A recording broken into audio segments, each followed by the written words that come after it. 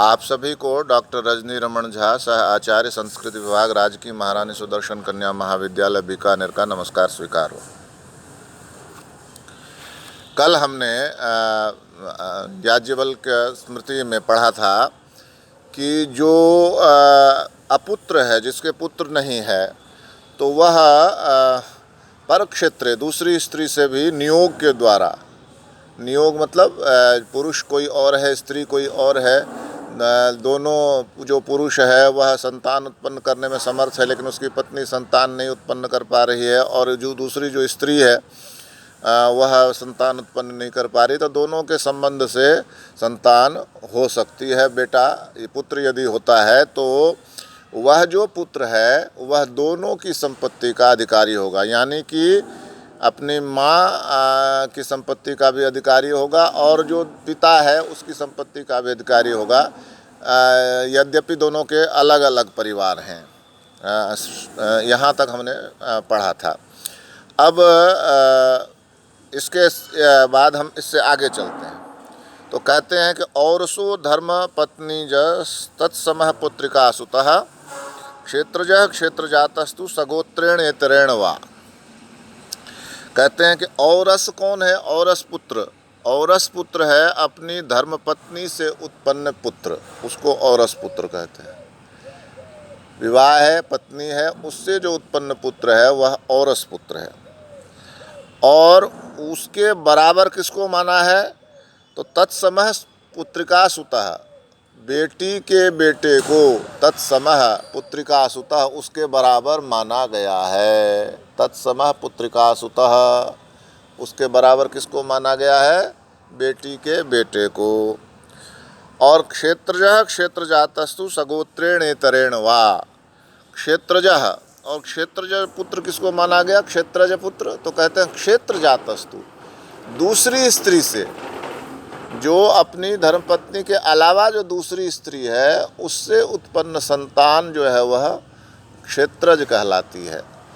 तो जैसे कि आपने उसमें पढ़ा, जो अपुत्र जो नियोग से जो उत्पन्न होता है पुत्र, तो मान लीजिए कोई स्त्री है और उसका पति जो है वह मर गया है या कहीं चला गया है या नपुंसक है, इस तरह से शराबी है, मतलब जो कुल मिलाकर यह है को संतान उत्पन्न करने में समर्थ नहीं है, तो यह जो पुरुष से दूसरे पुरुष से उसको संतान पैदा होगी, बेटा पैदा होगा, पुत्र पैदा होगा, वह क्षेत्रज कहलाएगा।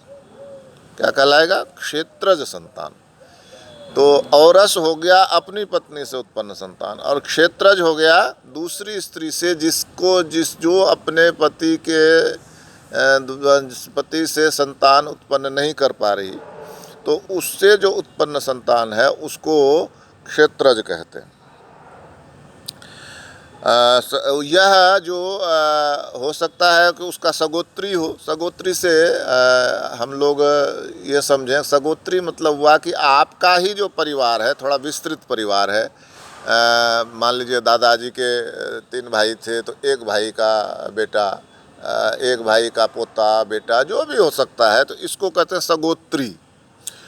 और इतर जो हो गया, जो सगोत्री नहीं है, यानी आपके विस्तृत परिवार से जो बाहर है, जो किसी के विस्तृत परिवार से बाहर है, उससे, तो किसी से भी वह संतान जो बेटा उत्पन्न होगा, पुत्र उत्पन्न होगा, उसको क्षेत्रज कहा जाएगा। तो यह कहा औरस अपनी पत्नी से उत्पन्न पुत्र, और क्षेत्रज जो दूसरी स्त्री से उत्पन्न पुत्र है, क्षेत्र से, जो कि सगोत्री से भी उत्पन्न हो सकता है पुत्र, या परगोत्री से, दूसरे किसी परिवार से बाहर के किसी व्यक्ति से भी उत्पन्न हो सकता है जो पुत्र, उसको क्षेत्रज कहते हैं। तो इस तरह से पुत्र के नामकरण चल रहे हैं। तो पहला जो हुआ नाम वो हुआ किसका? औरस। और दूसरा नाम किसका हुआ? क्षेत्रज। अब इससे आगे चलते हैं। गृहे प्रच्छन्न उत्पन्नो गूढ़जस्तु सुतः स्मृतः कानीनः कन्यका जातो मातामह सुतो मतः। गृहे प्रच्छन्न उत्पन्नो, घर में जो गुप्त रूप से उत्पन्न है वह गूढ़ज पुत्र कहलाता है। गूढ़ज, घर में जो गुप्त रूप से उत्पन्न पुत्र है वह गूढ़ज पुत्र कहलाता है। गूढ़ज क्यों कहलाता है? गूढ़ का अर्थ ही होता है छिपा हुआ। तो यह कौन हो सकता है पुत्र? मान लीजिए कोई व्यक्ति चुपचाप किसी स्त्री को ब्याह लाया, वो नहीं चाहता है कि हो सकता है वो उसकी जाति की ना हो, कोई किसी कारण से वह उसको छिपा कर रखता है, तो उस समय जो पुत्र उत्पन्न होता है उसको छिपा कर जो रखी गई स्त्री से जो छिपा कर गूढ़ रूप से, रहस्यमय रूप से या प्रच्छन्न रूप से, गुप्त रूप से पुत्र उत्पन्न होता है, उसको गूढ़ज कहते हैं। पहला औरस हुआ, दूसरा क्षेत्रज हुआ, अब ये गूढ़ज हुआ। अब फिर उसके बाद कहते हैं कानीनः कन्यकाज जातो, जो कुंवारी कन्या से उत्पन्न पुत्र है उसको कानीन कहते हैं। आपको ध्यान होना होगा कि जो कर्ण था वह कुंती जब कुंवारी थी तभी उन्होंने जन्म दिया था कर्ण को, तो कर्ण को कानीन कहेंगे, कानीन, क्योंकि वह कुंवारी कन्या से उत्पन्न है। तो इस कानीन को क्या माना जाता है? तो कहते हैं कि इस कानीन को मातामह सुतो मतः, वह नाना का ही बेटा माना जाता है, अपने नाना का ही बेटा माना जाता है। तो आप देखिए कि जो बच्चा पैदा हुआ उसका कितना ध्यान रखा गया। बेटा जो पैदा हुआ वो ये सामान्य रूप से लोग कहते हैं कि भाई कुंवारी कन्या के बेटा हो गया तो उसको अच्छी नज़र से नहीं देखते हैं, लेकिन हमारे शास्त्रकारों ने उसका ध्यान रखा उस बच्चे का, और उस बच्चे के बारे में क्या कहा कि यह अपने नाना का बेटा माना जाएगा। इसका सीधा सा तात्पर्य यह है कि नाना की संपत्ति में उस बच्चे का हिस्सा होगा। नाना जब संपत्ति का भाग लगाएंगे तो उस संपत्ति में से उसका भी भाग होगा, ऐसा कहते हैं। माता मह सुतो मतः। इसके बाद आगे कहते हैं कि अक्षतायाम क्षतायाम वा जातः पौनर्भवः सुतः दद्यान माता पिता व यंस पुत्रो दत्तको भवेत्। क्या कहा? अक्षतायाम क्षतायाम वा, जिस स्त्री का पहले विवाह हो चुका होता है, तो पहले विवाह हो चुका होता है और मान लीजिए वो उसका पति चला गया या विधवा हो गई, जैसे भी हो, तो उसका जो फिर दोबारा विवाह होता है तो उससे जो उत्पन्न पुत्र होता है उसको पौनर्भव कहते हैं, पौनर्भव पुत्र। और इसमें यह बताया गया कि अक्षतायाम वा क्षतायाम वा, जो आपको यह ज्ञात होना चाहिए कि जो विवाह होता है पुरुष और स्त्री का, लड़के लड़की का, वर वधू का, उसमें विवाह को तब तक पूर्ण नहीं माना जाता है जब तक उनके बीच में शारीरिक संबंध ना हो। तो यदि वह स्त्री जो यौन संबंध बना चुकी है पुरुष से तो उसको कहते हैं क्षता, और नहीं बनाया है तो उसको कहते हैं अक्षता। तो कोई भी स्थिति में, मान लीजिए उसका पति चला गया, मर गया, कोई घटना तो किसी के साथ कुछ भी हो सकती है, तो कोई भी स्थिति हो उसके साथ, वह क्षता हो या अक्षता हो, उसका दूसरा विवाह यदि हो जाता है और उससे जो पुत्र उत्पन्न होता है तो उसको पौनर्भव कहते हैं, उसको पौनर्भव पुत्र कहते हैं। अब इसके बाद कहते हैं दद्यान माता पिता वा यम स पुत्रो दत्तको भवेत्।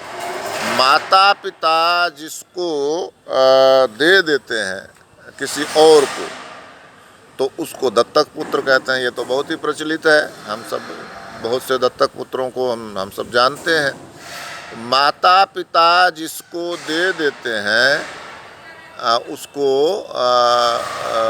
क्या कहते हैं? दत्तक पुत्र कहते हैं, ऐसा इसमें कहा गया।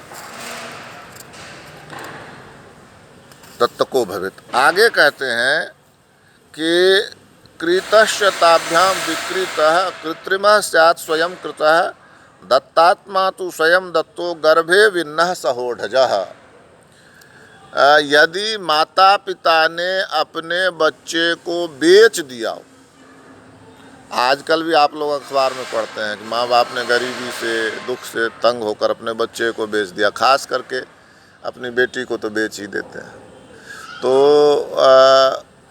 कहते हैं कि यदि माता पिता ने अपने बच्चे को बेचा है तो वह जो बेटा है वह क्रीत कहलाएगा, क्रीत, खरीदा हुआ। मान लीजिए माता पिता ने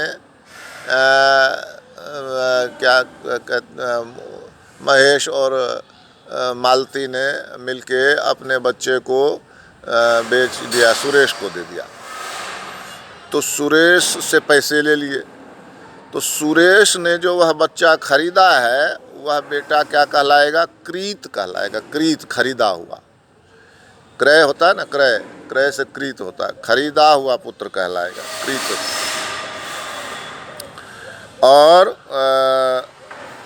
और कृत्रिम क्या होगा?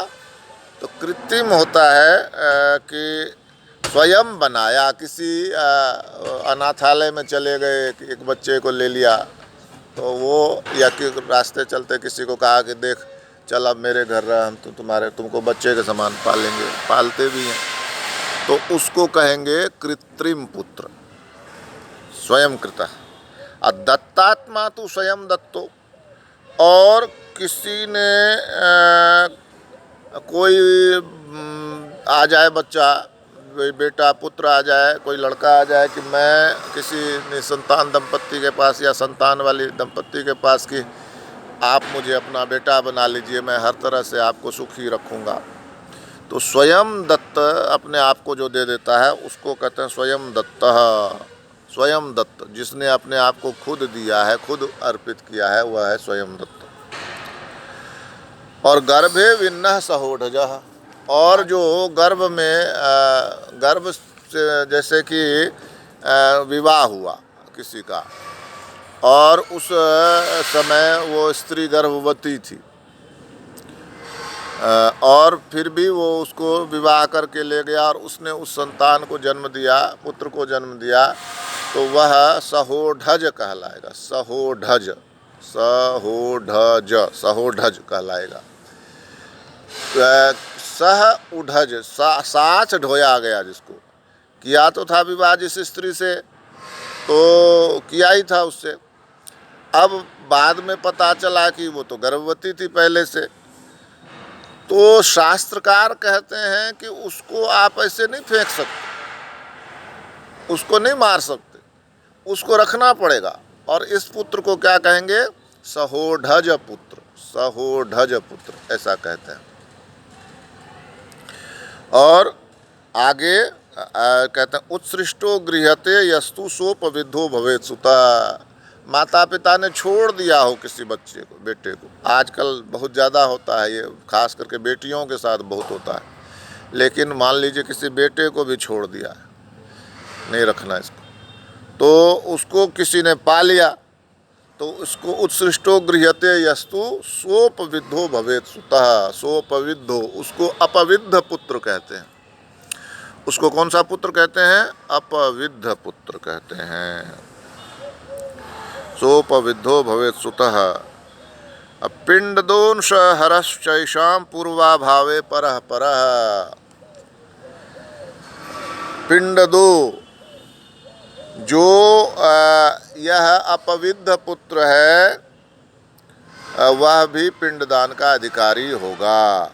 लेकिन इससे बड़ी बात कहते हैं पिंडदो अंशहरश्चैषां पूर्वाभावे परः परः। येषां पूर्वाभावे परः परः पिंडदो अंशहरः, कि इसमें जो पहला नहीं है, मान लो जो औरस नहीं है, तो औरस नहीं है तो क्षेत्रज, और क्षेत्रज नहीं है तो गूढ़ज, गूढ़ज नहीं है तो कानीन, कानीन नहीं है तो क्रीत, क्रीत नहीं है तो स्वयंकृत, स्वयंकृत नहीं है तो कृत्रिम, स्वयंकृत नहीं, कृत्रिम नहीं है तो स्वयं दत्त, स्वयं दत्त नहीं है तो सहोढज, सहोढज नहीं है तो अपविद्ध, यह क्रम बनाया हुआ। ये माता पिता के पिंडदान के अधिकारी होते हैं। पूर्व परा पूर्वाभावे, पहले नहीं है तो उसके बाद, और वह भी नहीं है तो उसके बाद, ये पिंडदान के अधिकारी होते हैं। और साथ ही साथ माता पिता के धन में से अंश प्राप्त करने के भी अधिकारी होते हैं, ऐसा याज्ञवल्क्य कहते हैं यहाँ। तो आज हमने पुत्र का नामकरण एक तरह से देखा कि कौन सा पुत्र कौन होता है, तो यह हमने देखा। आगे हम इसको और पढ़ेंगे। धन्यवाद।